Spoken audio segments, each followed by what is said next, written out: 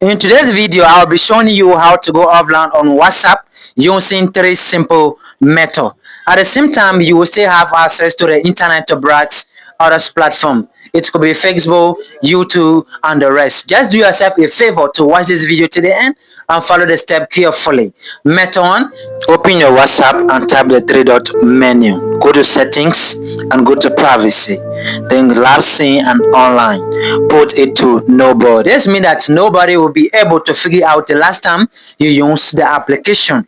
Method 2, open the WhatsApp and tap the three dot menu. Go to settings and privacy. Scroll down to status and put it on only share with. You can tap on it to include people that you want to share with. If you don't want, you can leave it at it takes. This means that only people you grant access or share with will be able to see or view your status. Method 3, open your WhatsApp and tap the three dot menu. Go to settings and privacy.